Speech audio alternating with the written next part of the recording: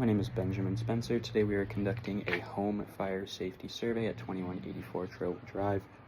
I do see a sign here that says emergency pet rescue, so I am going to be alert of any large dogs. Knock, knock. I cannot knock. No, because they'll bark. So we're going to pretend that dogs bark in here and we're kind of talking through the door frame. Hi there, my name is Benjamin. I'm with Algonquin College Pre-Service Firefighting and Education and Training Program. How are you doing today? I'm well, yourself? Pretty good. We're just trying to conduct home fire safety surveys in the area. It takes maybe 5 minutes, completely up to you.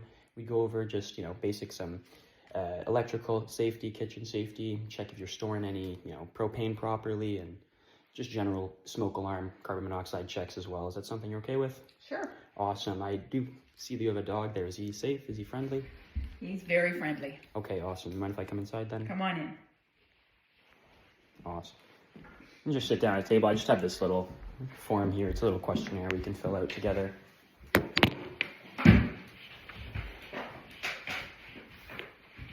And sorry, your name was?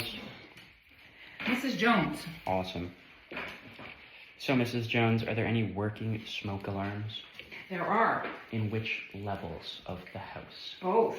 Okay. Main floor and basement. That's good. And are they located outside or inside of all sleeping areas? Just outside. Just outside, okay. And do you know what type? No. That's okay. They're wired in. They're wired in. That's good to know. That's awesome, in fact. So, if they're wired in, that means they still have those batteries in them. Do you check the batteries in them still? I don't need to. They go off regularly. Okay. Have you tasted my cooking? No, I have not. Maybe one time I can stop by again when we're not conducting the survey. Now, when the alarm does go off, you know to change the batteries, of course. It does give us a signal when they're going to be changed, yes. And you do change it? Of course. Right away? Awesome. That is a fantastic habit to keep. If you can, whenever you do change your clocks for daylight savings, just give them a check, change, make sure that everything is still in working order. And do you check the smoke alarms every month? No.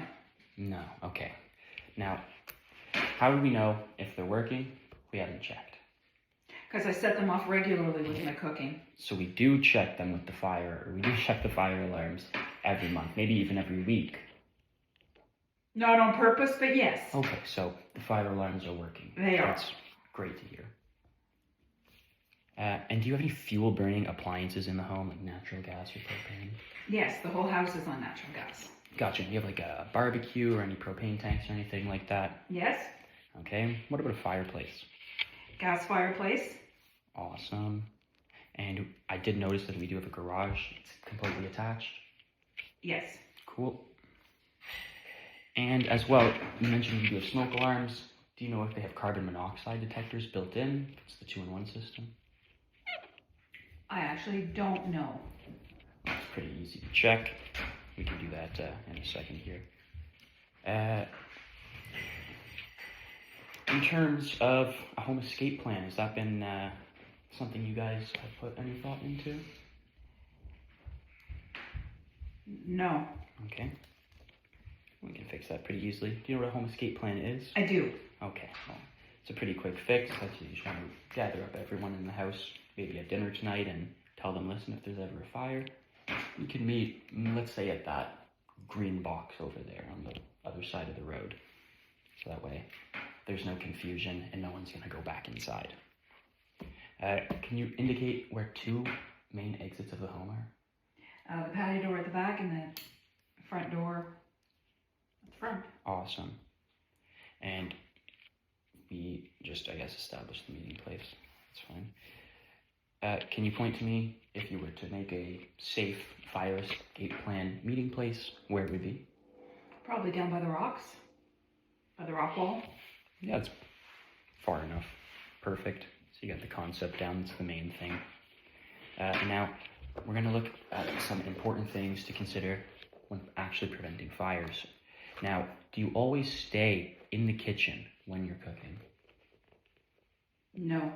No, you don't. Okay. Well, that might be one of the reasons the fire alarm is going off so often then. It's a good idea to stay in the kitchen when things are on the stove, especially if you have a gas fire stove, there's an actual live fire that you're kind of leaving unattended. Would you leave a unattended fire burning in your home?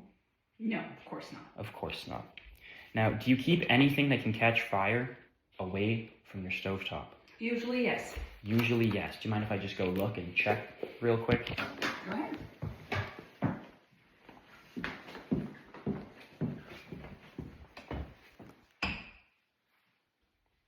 Mrs. Jones, can you come here for a second? Do you see this paper towel holder? What were to happen if it were to fall over while this flame was burning here?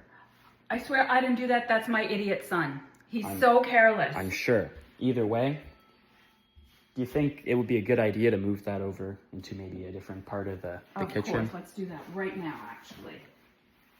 Awesome. Very well done. That's what we call proactive fire safety and being... Oh, where'd I put my doors? Okay. Do you ensure that all of your electrical wiring is safe by avoiding overloading cords and outlets? Yes. Yeah? What's the average amount of cords you'd have in one socket then, you'd say? 3. 3? Do you have Or a power bar. Might be up to 4 on a power bar. a power bar? Do you ever plug a power bar into another power bar? No. No? Okay. Perfect. And you mentioned that we do have some gas appliances. Do you have a furnace? Of course. Okay. And do you keep about 1 meter of space around your furnace in that room?